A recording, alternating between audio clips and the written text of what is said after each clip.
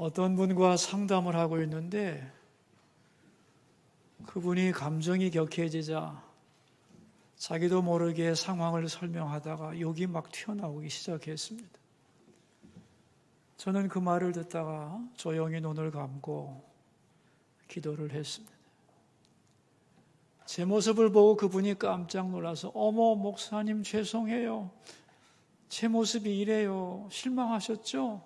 그러더라고요. 제가 아닙니다. 저는 집사님에 대하여 아무 생각도 안 했는데요. 그런데 왜 실망했을 거라고 생각하세요? 그랬더니 눈을 감으셨잖아요. 제 모습을 보기가 힘드셨나 봐요. 아닙니다. 그렇지 않고요. 사실은 제가 이런 기도를 했습니다. 주님, 저 십자가에 죽었습니다. 주님, 저 십자가에 못 박혀 죽었습니다. 이런 기도를 했습니다. 이 기도가 무슨 뜻이냐 하면은 저는 이 문제에 대하여 죽었습니다. 제가 주님과 함께 죽었으니 주님과 함께 부활하게 해주시고 이 문제를 주님의 눈으로 볼 수 있게 해주소서, 그런 뜻입니다. 여러분, 어떤 문제를 바라볼 때 가까이서 보는 것과 멀리서 보는 건 전혀 다르죠? 또 위에서 아래를 보는 것과 아래에서 위를 올려다보는 것은 전혀 차원이 달라요. 내 눈으로 보는 것과 하나님의 눈으로 보는 것도 전혀 달라요. 그런데 하나님 앞에 큰 문제가 어디 있겠어요? 그러므로 내 각도로 보지 말고 하나님의 눈으로 보게 해주소서. 그래서 어떠한 일에도 평안을 잃지 않게 해주소서. 주님의 눈으로 바라보고 생각하고 판단하고 말할 수 있게 해주십시오. 이런 기도가 얼마나 좋은 기도입니까? 그런데 이런 모든 내용을 압축해서 한마디로 줄이면 주님, 저 십자가에 못 박혔습니다. 그 말이 되는 겁니다.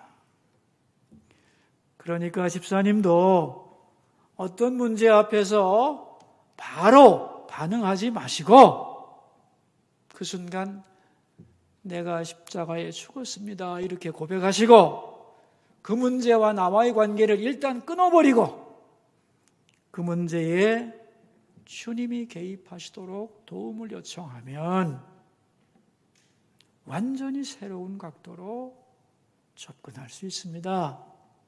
그런 얘기를 해주었습니다. 여러분, 오늘 본문의 내용은 뭐냐 하면은 예수님이 십자가에 죽고 부활하셔서 제자들을 다시 찾아와 만나주신 내용이에요. 근데 오늘 제자들의 상황이 뭐냐 하면은 아주 두려워하고 있어요. 19절에 나옵니다. 19절에 보시면 이렇게 나오죠. 이날 곧 안식 후 첫날 저녁 때에 제자들이 유대인들을 두려워하여 모인 곳의 문을 닫고 숨어 있었다는 거예요.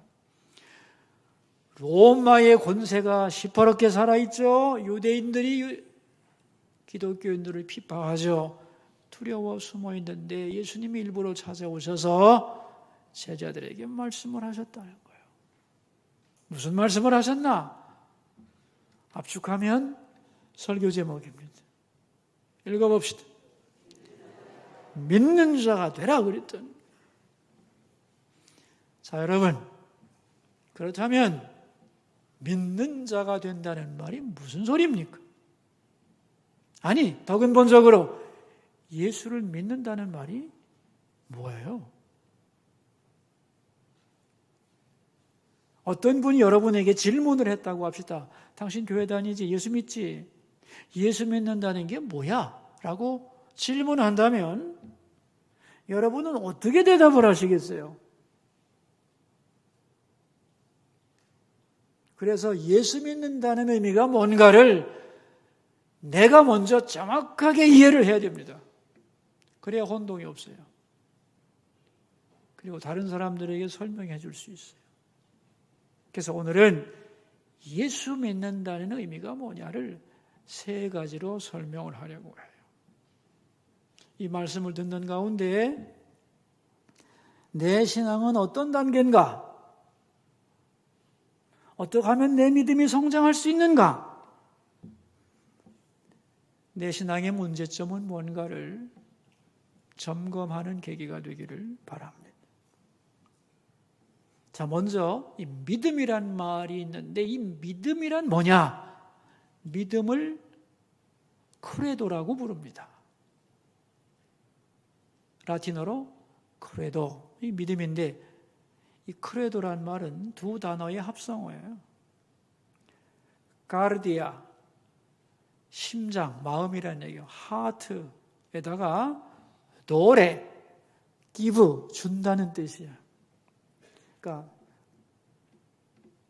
크레도란 카르디아, 심장 더하기 give, 준다. 심장을 드린다. 마음을 바친다. 마음을 준다. 그런 뜻입니다. 하나님이 나에게 오셔서 내가 너를 사랑한다고 말씀하셨어요.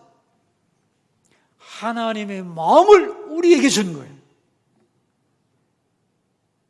자, 여러분, 하나님이 우리를 먼저 사랑하고 우리에게 마음을 주셨는데 어느 정도로 우리를 사랑했느냐 하면은 독생자를 주실 만큼 사랑했어요.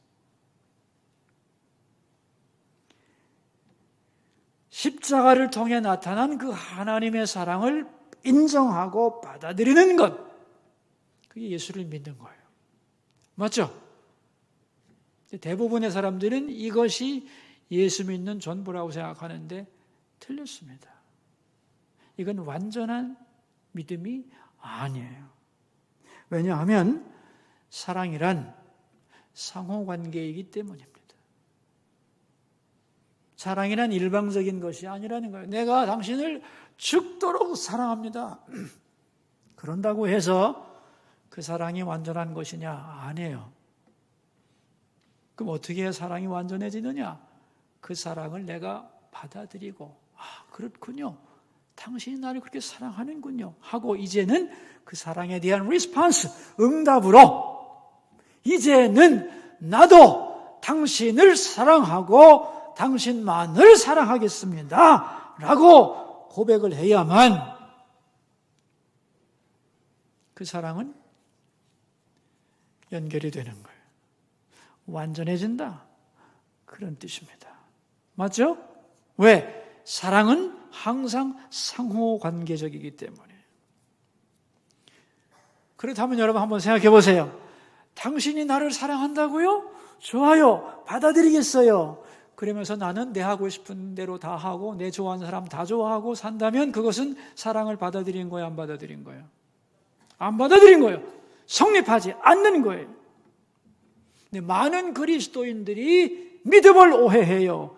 예수님이 나를 사랑하시고 나를 위해 십자가에 죽으신 것 인정한다 이거예요. 감사합니다. 땡큐. 그것으로 끝이요.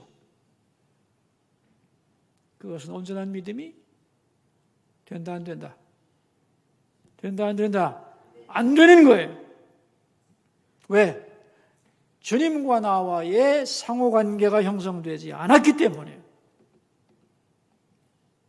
성경의 예를 들어보죠. 하나님께서 아브라함을 선택하셨어요. 그래서 아브라함을 부르십니다. 내가 너의 하나님이 되리라. 그리고 너는 복의 근원이 되리라.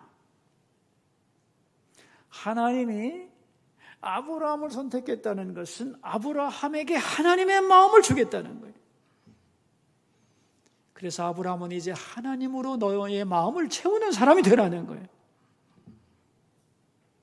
이것으로 완성이 된 건 아니죠. 이제는 어떻게 해야 돼요? 에?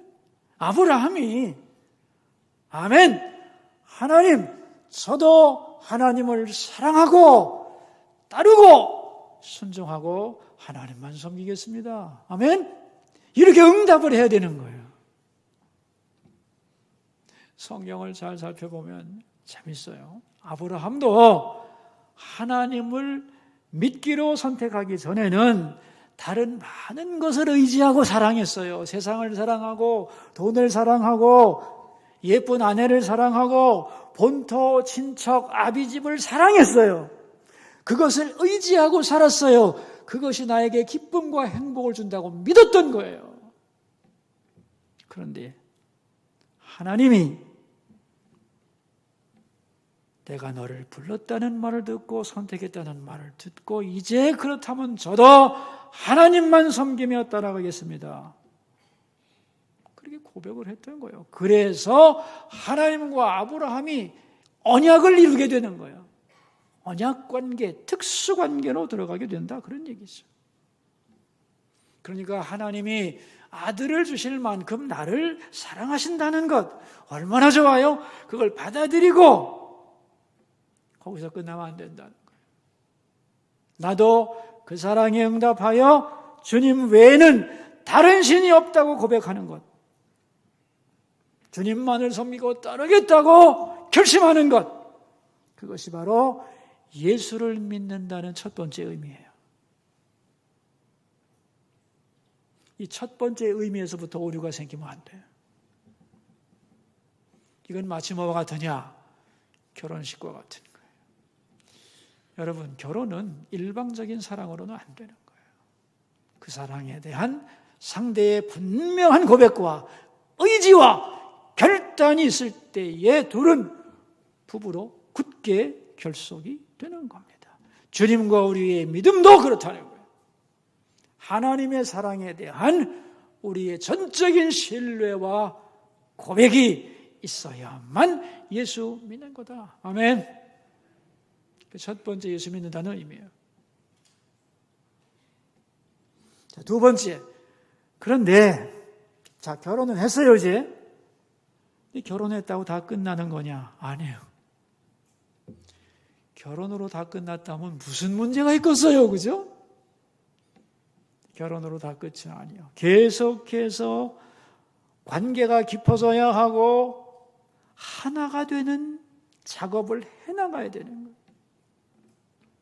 이게 저절로 되느냐? 아닙니다. 절대로 저절로 되지 않아요. 제가 질문하겠습니다. 여러분, 두 사람이 하나가 되기 위해서는 뭐가 필요한가요? 더 쉬운 예로 두 사람의 의견이 하나로 합치려면 어떻게 하면 돼요? 몰라요? 어떻게 해야 돼요? 한쪽이 죽어야지 뭐. 양보를 양쪽이 하든지 한쪽이 죽어야 되는 거예요. 그죠? 주님과 나와의 관계도 마찬가지. 내가 시퍼렇게 살아있고 내 고집을 그대로 가지고 있으면 주님과 내가 하나가 될 수가 없습니다. 언제 하나가 되나? 내가 십자가에 죽을 때 주님과 하나가 되는 거예요. 여기서 우리는 중요한 믿음의 원리를 배워야 합니다. 예수님이 나를 위해 십자가에 죽으셨다. 여러분, 이거 사실이죠? 맞아요? 이걸 믿는다면 나도 십자가에 죽은 거예요. 맞습니까? 왜냐하면 제물이 죽으면 제사 드리는 사람도 죽는 거거든요. 의미상. 맞아요? 제물이 죽을 때 제사 드리는 사람이 어떻게 고백해요? 나도 저 제물과 함께 죽었습니다라고 고백하는 거예요. 그러니까 예수님이 십자가에 못 박히셨다는 것을 믿는다는 것은 내가 예수님과 함께 십자가에 못 박혀 죽었다고 고백하는 것과 같은 거예요. 근데 많은 그리스도인들이 예수님이 나를 위해 죽었다는 것은 고백하면서도 내가 예수님과 함께 십자가에 죽었다는 생각을 안 해요. 왜 그런 줄 아세요? 속았기 때문에 그래요. 속았기 때문에.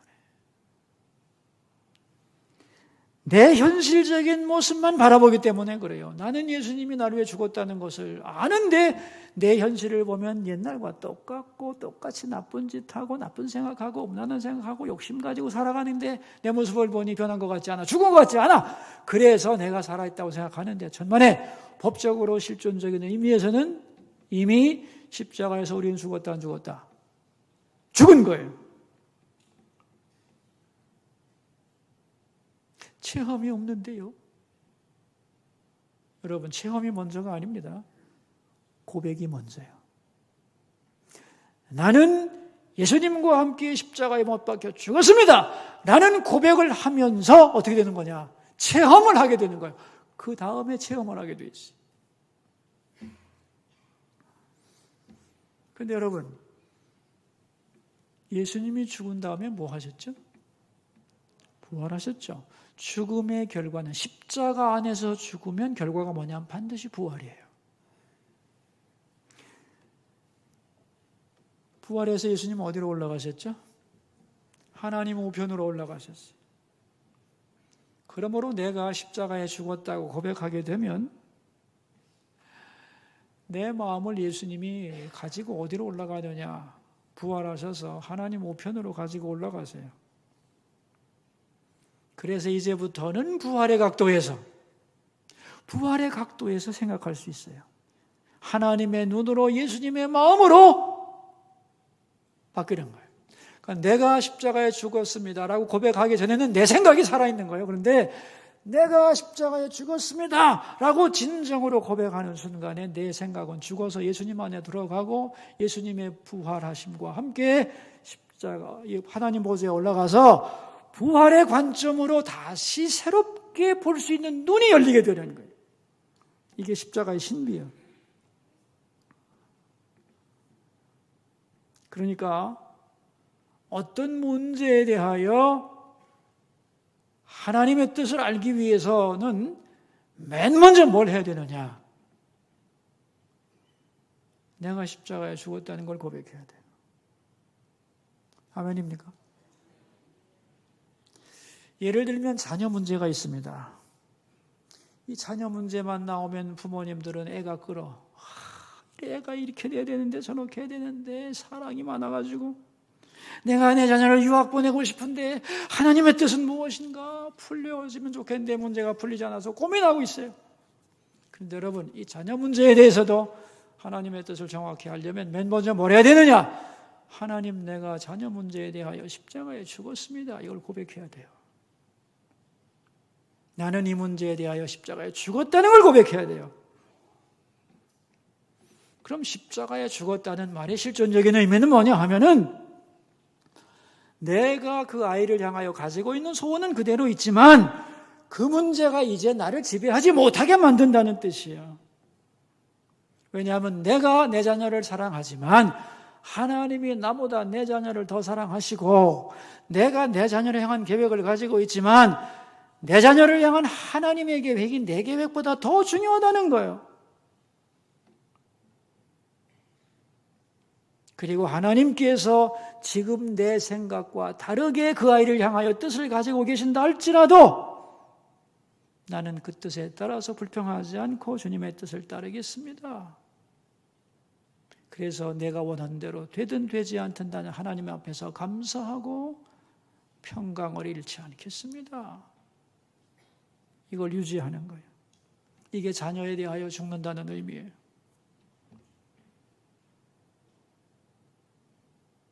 이렇게 죽은 다음에야 내 자녀를 위하여 제대로 된 기도를 할 수 있고 내 자녀를 향하여 하나님의 뜻을 알 수 있고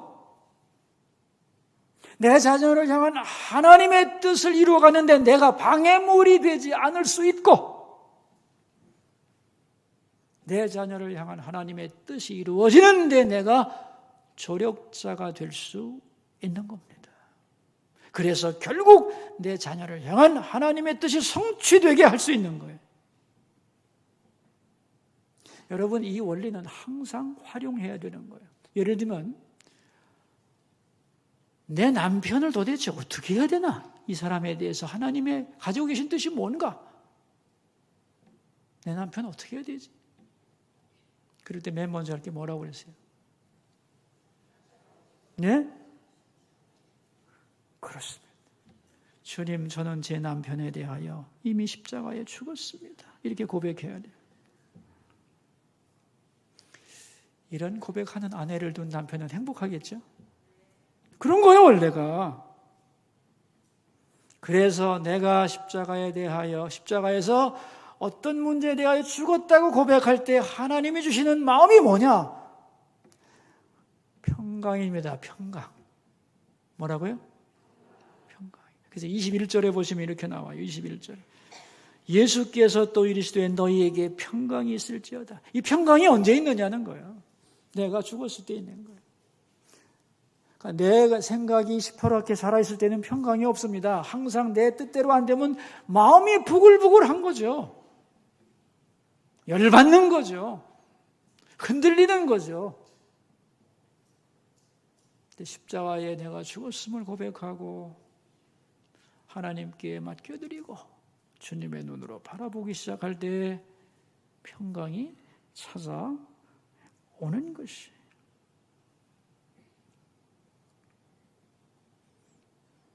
그래서 여러분, 예수님을 잘 믿으려면 뭐 해야 되느냐? 십자가에 잘 죽어야 돼요. 그래서 바울은 나는 매일 죽는다 그랬어요. 매일 죽는다.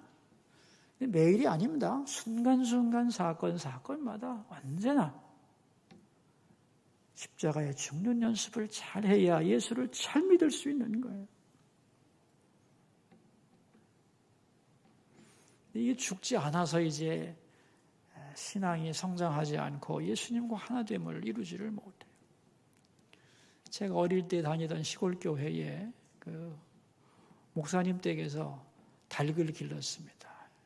닭을 길렀는데 여러분, 이 닭을 잘 키우고 건강하게 키우려면은 사료가 좋아야 되거든요. 근데 이 사료 중에 제일 좋은 게 뭐냐? 개구리입니다. 개구리. 닭이 개구리를 엄청 좋아해요. 그래서 이제 토요일 날 교회 갈 때 우리 친구들이 몇 명 모여가지고 야, 우리 개구리 잡아다 드리자 해서 개구리를 잡아가지고 깡통에 담아다 드린 적이 종종 있어요. 그럼 사모님이 아주 좋아하시고 또 어떤 때는 과자도 주시고 그래서 얻어먹는 재미가 좋았는데 닭이 개구리를 얼마나 좋아하냐면은 개구리를 던지면은 닭이 붕 떠가지고 칵 하고 받아 먹습니다. 먹고 아주 건강하게 살이 토실토실 쪄요. 그랬는데 어느 날 이제 부흥사경회를 하게 되지. 서울에서 이제 유명한 강사님이 오셔가지고 대개 이제 집집마다 대접을 하잖아요. 근데 첫날은 이제 사택에서 대접을 하는데 이 사모님이 여전도 회원들과 함께 닭을 잡는 거예요. 근데 이제 어느 여전도 회원에게 이 닭을 붙잡으라고 하고서 이제 목을 쳤어요. 닭 모가지를 치는데 힘이 붙였는지 이게 치는데 닭을 놓친 거야. 그래가지고 닭 모가지가 한꺼번에 턱 잘라져야 되는데 반만 탁 잘라졌어요. 닭 모가지가 이렇게 된 거지. 끊어지지도 않고 이 닭이 이제 뛰어다니는 거 다다다닥 뛰어다니는데 여러분 닭이 방향을 잃으면 말이요 뺑뺑 돌아요. 피를 사방에 튀기면서. 그래서 아이고 그 피 닦아내느라고 아주 일찍 갔던 사람들 아주 혼났는데 여러분 제대로 죽지 않으면 이런 거예요. 문제를 일으킵니다. 문제를. 예? 예수 믿는 사람이 제대로 십자가에 죽어야지 이게 올바른 교인이 되고 하나님의 뜻이 그를 통해 이루어지는데 이 설 죽어가지고 문제만 일으키는 사람들이 너무너무 많은 거예요. 우리가 예수님을 따라 죽어야만 예수님을 따라 부활하여 하늘로 올라가는데 죽지를 않고 예수님을 끌어내리는 거예요. 자꾸만 부활하신 주님을 땅으로 끌어내려가지고 문제를 복잡하게 만든다는 거죠. 우리가 주님을 따라 올라가기 위해서는 우리 생각이 바뀌기 위해서는 우리의 판단이 바뀌고 말이 바뀌기 위해서는 십자가에 죽었다. 내가 자꾸만 고백해야 됩니다. 그래서 내가 죽었음을 고백하면서 하나님의 눈으로 예수님의 마음으로 내 앞에 있는 문제를 바라보고 생각하고 처리하는 것, 그러면서 주님이 어떻게 역사하는가를 경험하는 것, 이것이 예수 믿는다는 두 번째 의미예요. 이건 굉장히 놀라운 경험이고 체험이에요. 이런 경험이 쌓여지면서 믿음이 성장하는 거예요. 그리스도인다워지는 거예요. 마지막으로 세 번째, 어떻게 우리가 그렇다면 이제 하나님의 도구가 되어 주신 소명을 완수할 수 있을까? 그런 질문을 할 수 있지요. 답은 분명해요. 십자가에 죽었음을 고백하면서 그 문제를 하나님의 눈으로 바라보고 거기 개입하시는 하나님의 역사에 순종할 때에 우리가 주님과 동행하게 되는 거예요. 그래서 하나님의 도구가 되어 이 땅에 하나님의 사람으로 살아갈 수가 있는 것이에요. 그래서 21절에 보내시면 21절에 보시면 이렇게 나와 있어요. 21절 끝에 아버지께서 나를 보내신 것 같이 나도 너희를 보내노라 그랬어요. 이 세상에 우리를 보내시는데 우리를 세상 사람으로 보내는 것이 아니고 부활을 경험한 사람으로, 똑같은 입장에서 보는 것이 아니라 하나님의 입장에서 주님의 마음으로 이미 십자가에 죽었기 때문에 그 주님의 마음을 가지고 살아가는 사람으로서 우리를 이 땅에 보내신다는 거예요. 그럴 때 우리는 이 세상에 사명자로 살아가는 것이고 부활의 증인이 되는 것이에요. 우리가 이렇게 보냄받았을 때 열매가 있을까? 있습니다. 내가 주님을 사랑한다는 걸 날마다 고백하고 순간순간 죽으면서 주님의 눈으로 바라보고 주님과 동행하게 되면 우리를 보고 예수 믿는 사람이 생겨나게 돼 있어요. 그래서 29절에 이렇게 나와 있어요. 같이 읽읍시다. 예수께서 이르시되 너는 나를 본고로 믿느냐? 보지 못하고 믿는 자들은 복되도다 하시니라. 예수님을 보지 못하고 나를 보고 예수님의 보냄받은 나를 보고 저 사람 뒤에 저 속에 하나님의 역사가 있다는 걸 보고 경험하고 예수 믿는 사람들이 생겨날 수 있다는 거예요. 그래서 예수님의 보냄받은 사람으로 부활의 증인으로 살아가는 것, 이것이 예수 믿는다는 세 번째 의미가 되는 거예요. 자, 여러분, 오늘도 주님은 말씀하십니다. 믿는 자가 되라고. 여러분, 믿는 자가 되셨나요? 믿는 자 되셨죠? 믿는 자가 뭐예요? 예수님의 사랑을 받아들였죠? 그리고 나도 주님만 사랑하며 살겠습니다. 결심하고 날마다 고백하시지요. 그게 있어야 되는 거예요. 나도 주님을 사랑한다. 주님만 따라가겠다고. 또한 내가 십자가에서 죽었다는 것을 날마다 순간마다 고백해야 돼요. 그래야 주님이 주신 마음으로 하나님의 눈으로 내가 만난 사건과 사람들을 이해하고 대할 수 있는 거예요. 그리고 그럴 때에 하나님이 개입하셔서 문제를 이끌어 가시는 걸 경험하면서 우리는 그리스도의 증인이 되는 겁니다. 사도 바울은 갈라디아 2장에서 이렇게 말했습니다. 내가 그리스도와 함께 십자가에 못 박혔나니 그런즉 이제는 내가 사는 것이 아니요 내 안에 그리스도께서 사시는 것이다. 이게 세 가지에 대한 설명이에요. 날마다 하나님을 향한 사랑을 고백하면서 내가 십자가에 죽었음을 항상 고백하면서 내 안에 살아계신 주의 은혜가 역사하는 걸 통해서 부활의 증인으로 살아가야 한다는 거죠. 이게 그리스도인에게 주신 특권입니다. 예수를 믿는다는 게 뭐지? 다시 한번 깊이 마음에 새기고 내가 정말 이렇게 믿어가고 있는가 점검하면서 매일매일 진실한 믿음의 사람으로 성장해 가기를 주의 이름으로 축원합니다. 기도하겠습니다. 우리 들은 말씀을 생각하면서 두 가지 기도 제목으로 주님 앞으로 나가겠습니다. 첫 번째 기도 제목입니다. 예수 믿는다는 의미를 바로 알게 하시고 예수 잘 믿을 수 있게 해주소서 기도하겠습니다. 두 번째 기도 제목입니다. 오늘 저녁에는 교회 학교 주간 예배를 드립니다. 다음 세대를 가르치는 교사들에게 은혜를 부어주시고 교회 안에 많은 교사들이 일어날 수 있게 도와주시고 또한 우리의 다음 세대가 부흥하는 세대가 되게 하옵소서. 기도하겠습니다. 여러분 소리내서 자기 목소리가 자기 귀에 들리도록 소리내서 함께 기도합시다.